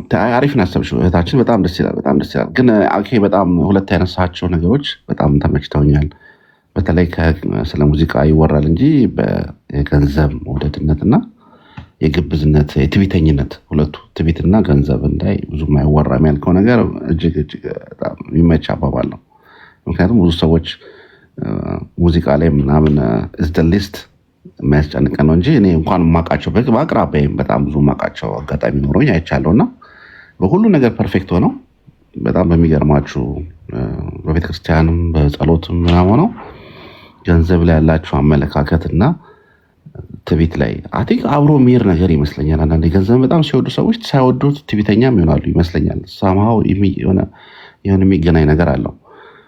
ብቻ ግን አሁን ሙዚቃው ላይ ያ ሁላችንም ሰው የሚያርገበገበው ነገር ላይ አስተያየት መስጠት ስለምንወድና እህታችንም እንዳለችው ዊዛውት ሪዝኒንግ እና ሎጂክ ነገሮችን በሀሳብ ሳንሞግት መከተልን የሰው ልጅ ቲዮሪ ስለሆነ ከዛ ውጭ ግን አኬ በደንብ ብትሄድበት ጥሩ ነው ብዬ አስባለሁ። ይሄ በተለይ ገንዘብ መውደድ እና ትዕቢተኝነት እጅግ እጅግ በጣም በጣም በጣም መጽሐፍ ቅዱስ ላይም የክፋት ሚስጥር የክፋት ሁሉ ስር የሆነው ገንዘብ ስለሆነ በገንዘብ በኩል ያላቸው ሰዎች አሉ፣ ብዙ ሰዎች አሉ።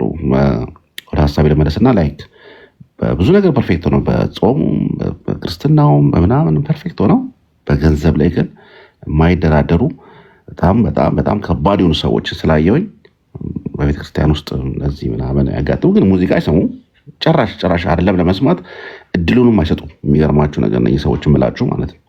ጭራሽ ሙዚቃ እንኳን ባለፈበትም አይሄዱም፣ መጠጥም አይጠጡም፣ ክለብ ተውት አይሄዱም ጭራሽ። በጣም ስነስርዓት ያላቸው ሰዎች ናቸው። ግን ገንዘብ ላይ ከመጣችሁባቸው ከምድር ነው የሚያጠፋችሁ እና አጋጥመውኛል። እና አኬ ያነሳ ፖይንት በጣም ደስ የሚል ነው። እሱ ላይ በደንብ ወደፊት ብንትልበት የሚደገፍ ይመስለኛል። ከታች አንዱ ምን ይላል? ብርማ አላበድርም ብለውታል ይለኛል። አስቸጋሪ ነው እና በጣም ጤና ማሰው አግኝታ አስበው የሆነ ሳንቲም ጠይቀው አልሰጠም ሲል ገንዘብ ላይ ያላችሁ አቋም አደገኛ ነው እና አስቸጋሪ ነው። ገንዘብ መጽሐፍም ይናገራል። እሺ አንድ ያለ ላወራ በመቤት አፋፊና ስለኛችል ዛሬ ተነስተሽብኛል። ማታ ያንን መዝሙር እንዳከፍትብን ፈራው። ኖ አይ ስለዚህኛውም አልኖራለን። በቃ ጨርሰናል። እሱ ላይ እኔ እኮ አይ መጨረሻ መዝጊያውን እኮ አሁን ላሳምሮ ዝም ብለሽ ተከታተይ ያምሻል፣ ይደፋል። ዘፈን ሁሉ ሲጀመር ኃጢአት ነው ብዬ እኮ ነው የምዘጋውን። ያምሻል ማን መቀጥቀጥ ይፈልጋል? አይ ግን ምንድነው ቁም ነገሩ? ገንዘብን እውነት ነው ይሄ ገንዘብን መውደድ እውነቱን ለመናገር በተወሰነ ዲግሪ ብዙዎቻችን ላይ ሊኖር ይችላል። ያው አንዳንድ ጊዜ በጣም ዲግሪው ከፍ ሲል እሱን በጣም አደገኛ እየሆነ የሚሄደው አክቹዋሊ በትንሹም ቢሆን ባይኖር ጥሩ ነው። ግን በአንድም በሌላም ግን ገንዘብን የመውደድ አይነት ነገር ሊታይ ይችላል ብዙዎቻችን ላይ። ግን መጽሐፍም ሲመሰክር ገንዘብን መውደድ የክፋት ሁሉ ስር ነው የሚለው ማለት አንዳንድ ጊዜ አይታችሁ ሊሆን ይችላል። ገንዘብን ሰው ምን ያህል ሊወድ እንደሚችል ማለት ለወንድሙ ላይ ራራለት ይችላል፣ ለስጋ ወንድሙ ለእናቱ ልጅ ማለት ቤተሰቡ ሊገድል ይችላል ለገንዘብ ብሎ ባይዘ እንደዚህ አይነት ነገር ዜና ሰምታችሁ አታውቁም? እንደዚህ አይነት ወሬ ሲወራ ምናምን ገንዘብ ለማግኘት ሲል ሰው ቤተሰቡን እንኳን አሳልፎ ሊሰጥ ይችላል። ይሄ በጣም አሁን እንግዲህ ይሄ በጣም አስቸጋሪ ነው። ሰው ገንዘብ ለማግኘት ወይም ገንዘብ ለመውሰድ ሲል ሌሎች ሰዎችን አሳልፎ ሊሰጥ ይችላል። ኢቨን ቢሞቱ እንኳን ግድ ላይሰጡ ይችላል። እና በዚህ ደረጃ ገንዘብ የሚወድ አለ። ግን በዚህ ደረጃ ባይሆነ ራሱ ማለት ነው መለስተኛ የሆነ ጠንከር ያለ ፍቅርም ደግሞ ሊኖር ይችላል። እና እሱም በጣም አስቸጋሪ ነው። እንደዛ ሲሆን ደግሞ በጣም በቃ የሆነ እያንዳንዱን ነገር ከገንዘብ ጋር ማነካካት ትፈልጋለህ። ምንም አይነት ነገር አገልጋይ ከሆን አገልግሎትን ከገንዘብ ጋር፣ ሌላም ምዕመን ሆነህም ኖርማል ሌማንም ሆነ በተለያዩ በእንቅስቃሴ ውስጥ ገንዘብ ተኮር ብቻ ትሆናለህ። የሆነ መኒ ኦሪየንትድ አይነት ሰው ትሆናለህ። እያንዳንዷ ጉዳይ ላይ ከሳንቲም አንጻር ነው የምታሰረው እና ይህ በጣም ከባድ ነው። ፍቅርን ያቀዘቅዛል። ነገሮችን የምታደርገው ከገንዘብ አንጻር ሲሆን ከፍቅር አንጻር መሆኑ ይቀራል። ከፍቅር አንጻር ካልሆነ ደግሞ በእግዚአብሔር ዘንድ ደስ የሚያሰኝ አይሆንም ነው። ትዕቢትም እንደተባለው ነው። ኦገስትንም እንደሚናገረው በቃ መላእክትን ከሰማይ ወደ ምድር ይጣላቸው ትዕቢት ነው የሚለው። መላእክትን ኢማጂን ከሰማይ ወደ ምድር የጣላቸው ትዕቢት ነው። ሰዎችንም ከምድር ወደ ሰማይ የሚያወጣቸው ትህትና የሚለን። ሰይጣንን ድል የምንነሳበት ትልቁ መሳሪያችን ትህትና ነው እና ጌታችንም እንደዛ ነው ያለው። ከእኔ ተማሩ ብሎ እኔ ትሁት ነኝ ነው ያለው። ከእኔ ተማሩ ካለ በኋላ እኔ በልቤ ትሁት ነኝ ነው ያለው። ትሁት ነኝ። ስለዛ የትህትናችንም የታይታ አይነት ነገር እንዲሆን ቀስ በቀስ በሱ ማደግ ምናምን እነዚህ ነገሮች ላይ ያው እዚህ ላይ ቢሰራ ጥሩ ነው ለክርስቲያን ማለት ነው። ሌሎች ነገሮችም እንዳሉ ነው፣ ዝሙቱ ምናምን እንዳለ ሆኖ ማለት ነው። ዝም ብለን እንትናል ሄድንበት ምናምን ብዙ ግን በአጭሩ እንኳን አደረሳችሁ እናንተ ሰዎች። ቤቲሻም ቴንኪዩ ጥሩ ሀሳብ ነው ያንቺም ሀሳብ። ምናልባት መጀመሪያ ያልተግባባን ይሆናል እንጂ ጥሩ ሀሳብ ነው ያነሳሽው አንቺም። ቤቲሻ ገንዘብ ላይ እንዴት ነሽ? ገንዘብ ላይ ታወጫለሽ? አብድር ልጥላት ነው በውስጥ እንዳልዘረግፋችሁ አፈናችሁ እኮ በቤቴ ምንድን ነው እንዴ? አታይም እንዴ? ቤቲሻን ገንዘብ ላይ እንዴት ነሽ በጠይቅልኝ እያለ እኮ ነው። ብዙ ጊዜ ሰው አንተ በጣም አንደርሬትድ ስለሆነ እኮ ነው። እኔ አንዴ አስታውሳለሁ ደብረ ሊባኖስ ለ3 ዓመት አካባቢ ደብረ ሊባኖስ ገዳም እየሄድን መኪና ውስጥ ሰውየው በጣም ሁሉ ነገር ፐርፌክት ሆነ። አሁን አጠገባችን አንድ መነኩሴ የነበረው አጋጣሚ ራይድ ሰተናቸው መንገድ ላይ ተናቸው ግቧን ናቸውና ገቡ እና ማውራት ጀመሩ። በቃ እናንተ ጥሩ ሰው ላከልኝ እኔ ምናምን ደክሞኝ ነበር ምናምን እያሉ ጨዋታ ጀመሩና አረ ችግር የለም አለ መኪናውን የሚነዛው ጓደኛዬ እና ከዛ በቃ እንደዚህ ቤተክርስቲያንም እንደዚህ ማሰራት አለብህ ምናምን ሲሉ ጸጥ አለ። ሌላውን ነገር አውርቶ እና ሳንቲም ላይ ሲመጣ ብዙ ሰዎች ሌላ ባህሪ ነው ያላቸው እና ስላየው ነው እንደዚህ ያልኳችሁ። እዛ ነው። አዎ መልካም አኪ ያለ ወጣ መሰለኝ። በነገራችን ላይ ልክ ነህ። መጀመሪያ ግን ቤቲ ያለችው አንድ ነገር አለ ማለት ጴንጤ ግን እኛን ማለት ዘፈን ስሙና አትስሙ ብሎ ለመናገር ሞራል አለው። በእውነት ሞራል አላችሁ ፕሮቴስታንቶች፣ በተለይ ጴንጤዎች ሞራል አላችሁ? በምን ሞራላችሁ ነው? ይህን እኮ በትንሹ ማሳያችሁ እኮ ዘሊዳን ላሳያችሁ በትንሹ ማለት ነው፣ ሌላ አይደለም። አንድ ቤቲ ቆይ ሚት አድርጊ። ዘሊዳን ላሳያችሁ ማለት ስለነሱ እኛን ስለተባለ ሳይሆን የዘሊዳን እኮ ማሳየት በቂ ነው ማለት በጣም ብዙ እኮ ሙሉ እንትናችሁ ዘፈን ነው ማለት ይቻላል። አንዴ እስቲ ላሳያችሁ፣ አንዳንዴ ልጋብዛችሁ እስቲ ግብዣ ዘፈን። እናንተ ጴንጤዎች ዘፈን እስቲ እንየው።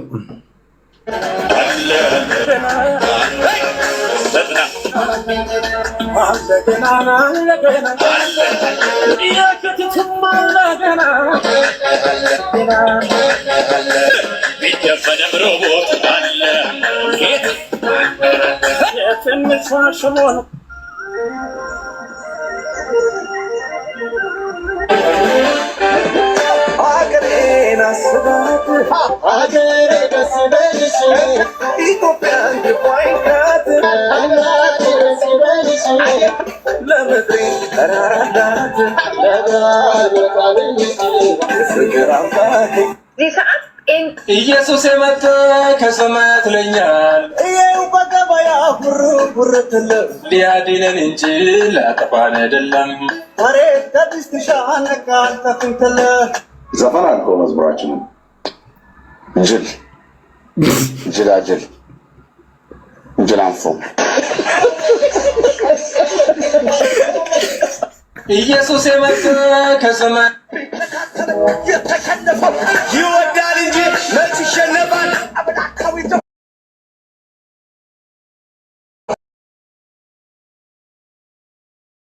ስማርንገር የሰራችሁን ወራባናት ሸርፌ እባላለሁ። የክብር ችግር ያልነበረብኝ፣ የመድረክ ችግር ያልነበረብኝ፣ የስም ችግር ያልነበረብኝ ካህኔ የመቀበረ ካህኔ ጉድጓድ የደፈከው ለስጋ ለነፍሴ መሰት እንዲሆን የተሰጠኝ ካህኔ ድቅድቁን ጨለማ ካህኔ በበገናው ጋር ጭብጨባ ብቻ። ኧረ በገናው ላይ ደግሞ ቆይ እንኳን ልጨርሰው መቼ ጀመርኩና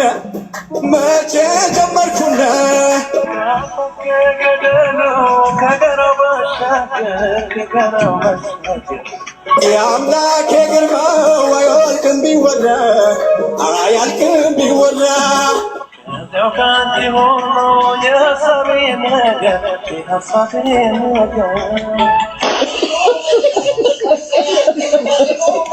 ባይዘወይ መኩ በአጠቃላይ እኔ ይሄ እንደውም አይመጣውም። በነገራችን ላይ እንደውም ይሄ ያለመሳሰል ያለ ብዙ ነገር የኔ አካውንት ውስጥ ብገባ ማለት ነው ቀጥታ ከኤፍሬም ታምሩ ላይ ግጥሙን ወስደው በመዝሙር የቀየሩት አሉ።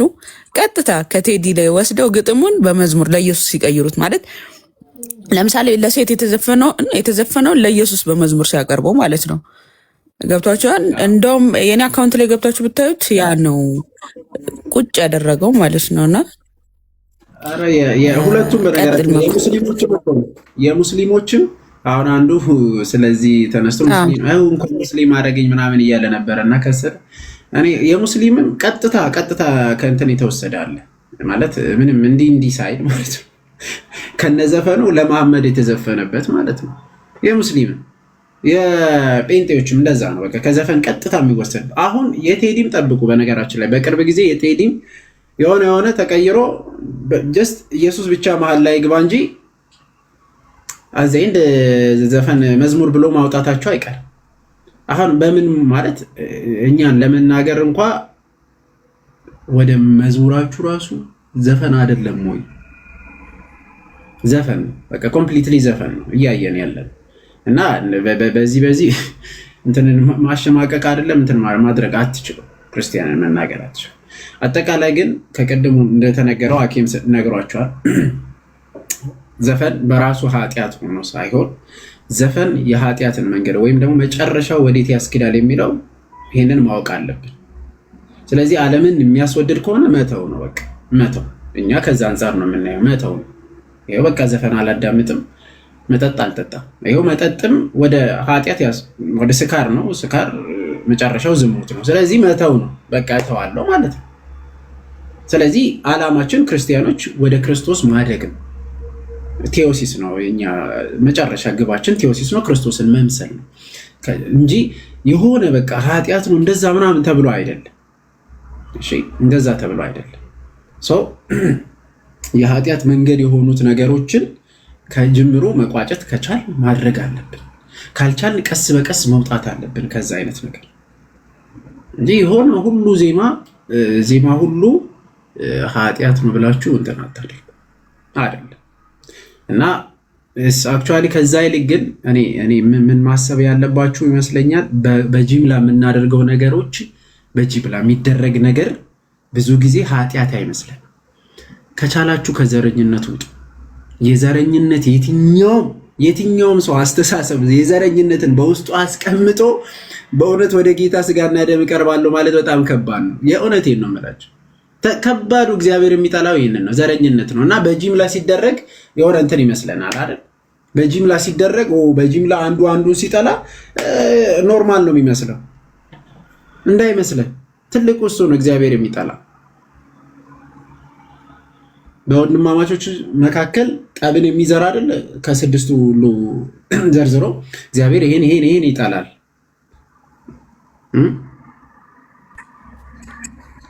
ስለዚህ በትልቁ እኔ ዘረኝነትን ያላችሁ ማለት እንደዚህ አይነት በውስጣችሁ ካለ ከተሰማችሁ እንደዚህ አይነት ከውስጣችሁ አውጡ። ክርስቲያን ዘር የለው፣ ዘሩ ክርስቶስ። በቃ አንድ ዘር ነው ያለው፣ እሱም ክርስቶስ ነው። መጀመሪያ አዳማዊ ነበረ፣ ወደ ክርስቶስ መጣ። ክርስቶሳዊ ማለት የትኛውም ግቡ እንደዛ ማድረግ አለበት። ግቡና መድረሻው እንደዛ ቢሆን መልካም ነው። ብዙ ጊዜ እዛ ውስጥም የሚተላለፈው ምናምን ዘፈኑም ውስጥም እንግዲህ በፖለቲካ ቢሆን በብሔር ማለት ብሔር በራሱ ማለት ብሔር ሲባል በነገራችን ላይ ኦሮምኛ የሚሰማ በቃ ኦሮምኛ በሚናገሩበትና በኦሮምኛ ባህል የሚኖሩበት ተወለደ። አማርኛ የሚናገር አማርኛ አካባቢ ተወለደ። በቃ ከዛ ውጭ ያለፈ ምንም እንትን የለው ለክርስቲያን። ከዛ ካለፈ ሌላ ነው። በቃ አንድ ሰው ለእኔ በነገራችን ላይ ሁለት ሰው አብሮ ቢቆሙ አንድ ነጭና አንድ እንትን ሁለቱም ክርስቲያን ቢሆኑና ክርስቲያኖች ሆነው ኦርቶዶክስ ሆነው በፊት ለፊት ቢቆሙ በምንም እንትን ሊለያቸው አልችልም። እኔ ማለት መንካት ቢመጣ ልክ እንደ አባቶቻችን እኛን ሊነካ ቢመጣ ዲፌንድ ማድረግ ተገቢ። ከዛ ውጭ ግን ዘረኝነት አይጠቅምም። ብዙ ጊዜ ስላየ ነው ማለት አይመስልም እንደዛ።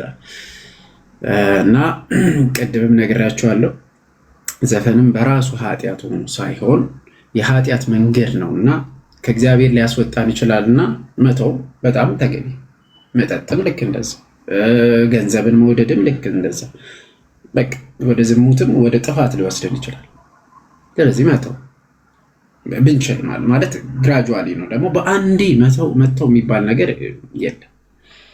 በአንዴ ሁሉ ነገር ትተን በቃ ክርስቲያን ሆነን ትልቁ ክርስቶስን መስለን እንቆማለን ማለት አንችልም። ቴዎሲስ ግራጁዋሊ እናድጋለን እና እንደዛ ብናደርግ መልካም ነው። ናቱ እንዴት ናችሁ? ደህና ነው ወይ? ሰላም ናችሁ? እንዴት ናችሁ? እንኳን አደረሳችሁላችሁ። ሰላም ናችሁ? እንዴት ናችሁ? እንኳን አብሮ አደረሰን። ምንድን ነው ኮሜንት ላይ አስሬ ጀሚላ የምትለው ወንድማችን ማለት ከየት ነው የምትመጣው? ጀሚላ አግቡ ብሏል ያ ኡስታዝ። በጣም ተመስጠ እያዳመጥክ ነው ማለት ነው የኡስታዙን ንግግር።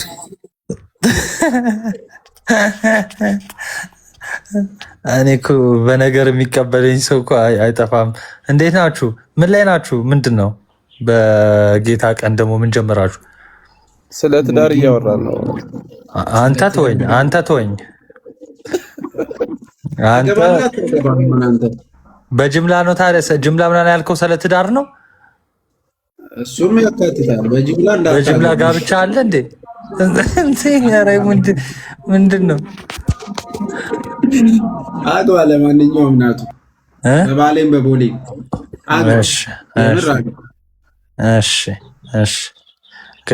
ተቀብያለሁ። የቢኒንም የማማዬንም የዲያቆን መኮንም ተቀብያለሁ። በጣም ጎበዝ ነህ አንተ እኮ መቀበል። ግን ማንም ሰው ርዕሱ ላይ እንዳይቀጥል ከፈለክ ርዕሱ ስለ ትዳር ነው ማለት ነው። በቃ ከዛ ሁሉ ዋጣ ያደርገዋል።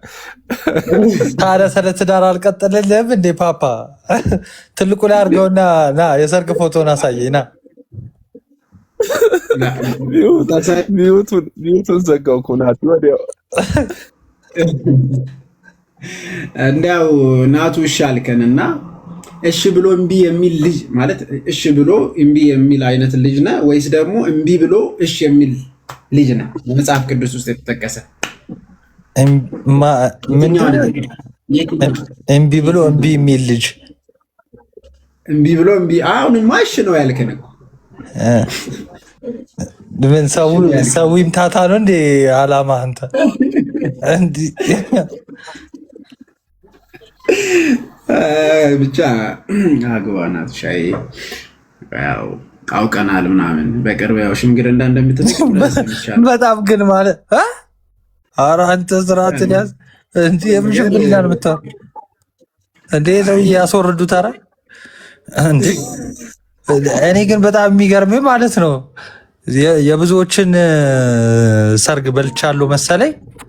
በጣም ደብሯቸዋል። አግባ አግባ እያላችኝ ነው። ምንድን ነው ቀጣይ እንዳልበላ ነው እንዴ? በልቻለሁ ነው ያልከው? ናቱ ይቅርታ ሚዩት ታደርጊዋለሽ ወይም ታች ነው ማስወረድ? መብላት ብቻ እኮ አይደለም ወንድማች ይዘም ሄዳል።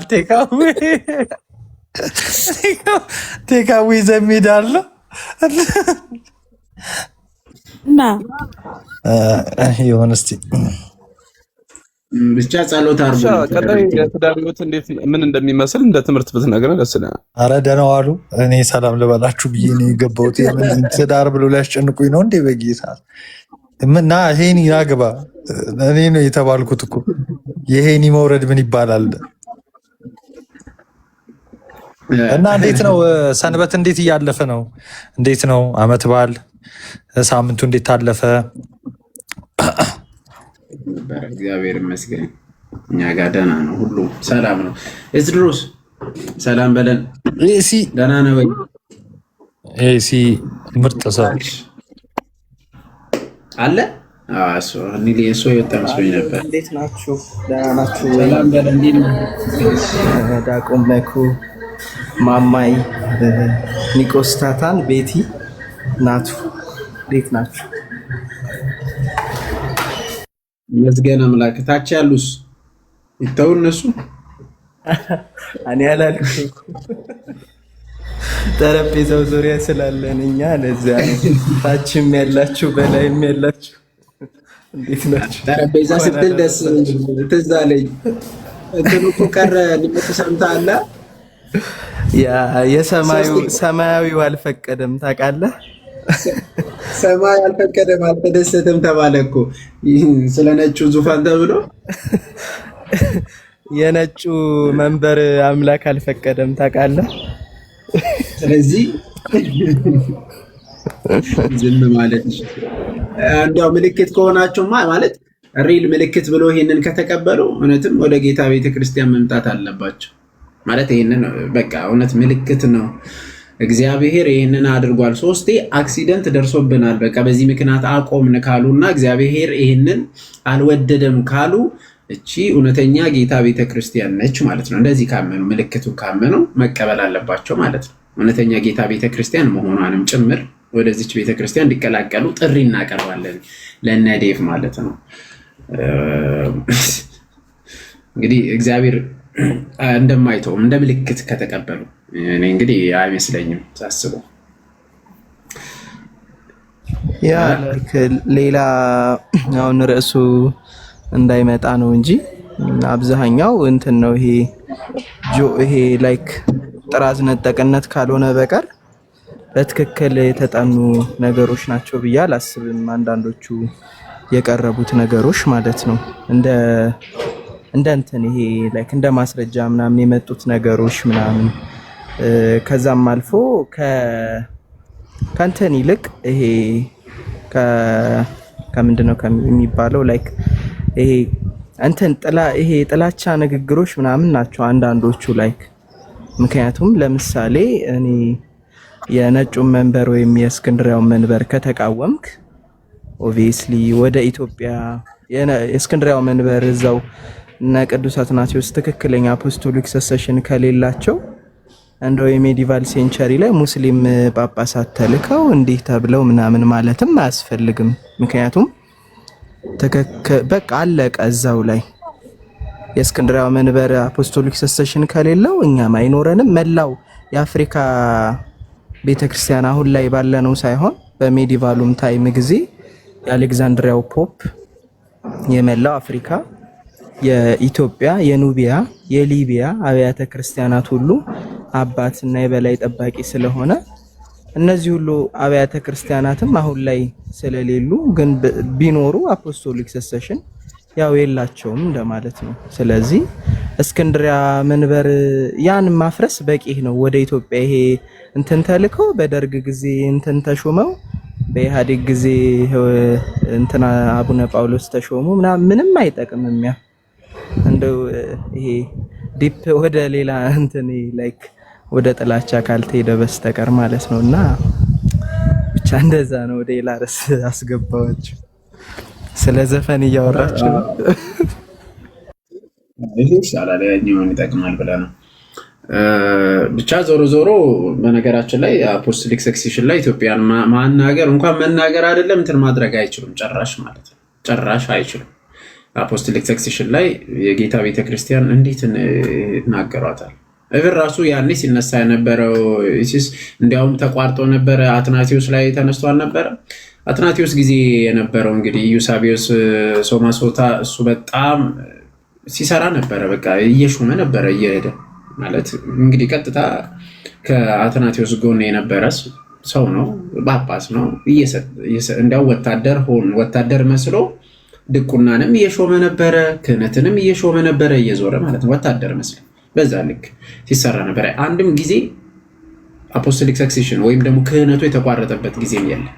እብር ራሱ ለዲያቆናትና ለካህናት ራሱ ይሄ ሲደረግ ነበር እና ክርስቲያኖችም የአሪዮሳውያንን የነበረውን አይቀበሉትም ነበረ። ይሄንን ልክ በአሪዮሳውያን በኩል ተሾሞ ከመጣ እንዲያውም ልክ ዩሳቢዮስን እንትን ሲያደርጉ ምንም ውሃ እንኳ አይሰጡትም ነበረ ለገላው ማለት ነው። በቃ ህዝቡ ጭራሽ አይቀበላቸው በእነሱ ተሾሞ የመጡትን እና ቅዳሴውም ቀጥሎ ነበረ ማለት ነው። በእኛ በዲያቆናትም በካህናትም አንድ ላይ ምዕመኑ ልክ በአትናቴዎስ መንገድ በእኛ መንገድ ያሉት ከአርዮሳውያን ውጭ ማለት ነው ያሉት እነሱ እንትን ዲያቆናት ሲያንሱ እንዲሾምላቸዋል።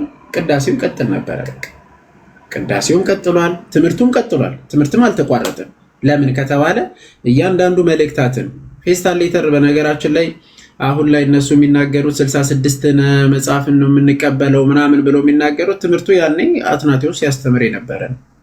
ፌስታል ሌተር በተደጋጋሚ ሲጽፍ የነበረው ቅዱስ አትናቴዎስ እንግዲህ ይሄ የታወቀ ነው። የፋሲካ ሌተር ማለት ነው። በፋሲካ ጊዜ በጾም ጊዜ እሱ በስደት እያለ ይጽፍላቸው ነበረ ለክርስቲያኖች፣ ጠንክሩ በርቱ ምናምን። ስለዚህ ምንም የተቋረጠ ነገር የለም። ትምህርቱ ማለት ያው በስደት ውስጥ ነው፣ በመከራ ውስጥ ሊኖሩ ይችላሉ ክርስቲያኖች። በትምህርትም አልተቋረጠም፣ በቅዳሴም አልተቋረጠም፣ በክህነትም በሹመትም አልተቋረጠም።